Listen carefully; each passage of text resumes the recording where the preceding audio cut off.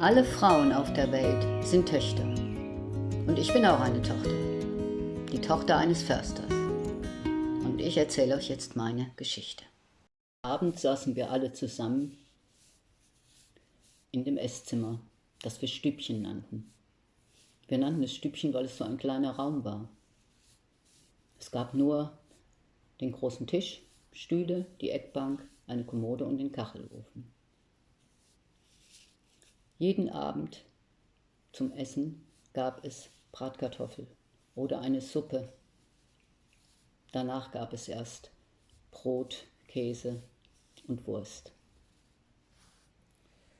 Vor jeder Mahlzeit sprach einer von uns ein Gebet. Wir sind christlich erzogen, aber ohne Druck.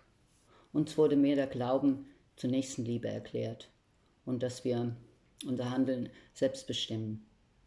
Ganz egal, was wir auch immer tun. Karl, der Älteste, stand schon im Berufsleben und wanderte später nach Kanada aus. Das war übrigens das erste und einzige Mal, dass ich meinen Vater weinen sah.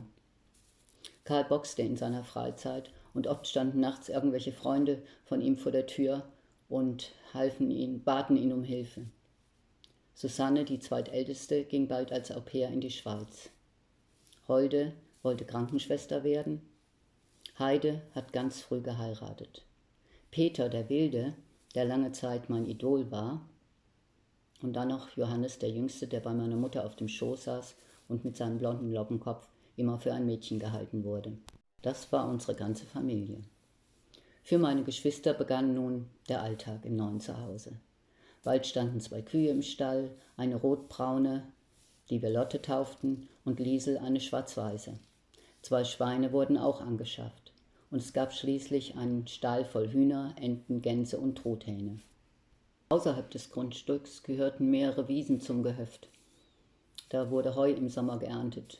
Und ein paar Kilometer entfernt gab es große Felder, weit weg, auf denen wir Kartoffeln und Steckrüben anpflanzten. Im Garten wurden alle Sorten Gemüse gepflanzt und gesät. Wir hatten auch viele Himbeer-, Johannis- und Stachelbeerbüsche und Erdbeeren, an denen wir uns nicht einfach so bedienen durften, aber natürlich trotzdem heimlich getan haben. Eines Tages kam Papa nach Hause und trug einen kleinen Welpen vorn in seiner Jacke versteckt. Einen Langhaardackel, eine Hündin mit Stammbaum. Sie hieß Anita von der Schwedenschlucht, aber wir tauften sie Dolly. Dolly war ein zauberhafter Hund. Wir liebten sie alle sehr, und als sie geschlechtsreif war, bekam sie 7 kleine Babys. Als die kleinen Babys alt genug waren, wurden sie natürlich verkauft und ich stand jedes Mal weinend daneben. Als es warm genug war, durfte ich in Begleitung von Peter zum ersten Mal in den See zum Schwimmen. Wie ich diesen See geliebt habe. Ich bin eine Wasserratte. Es gab an einer Seite eine ganze Fläche, in der wir Kinder stehen konnten. So eine Art Nichtschwimmer. Aber ich habe sehr schnell schwimmen gelernt. Ab dann durfte ich alleine zum See gehen und das war herrlich. Hallo ihr Lieben, ich hoffe, euch gefällt mein Kanal. Also bitte fleißig abonnieren und auch die Glocke nicht vergessen.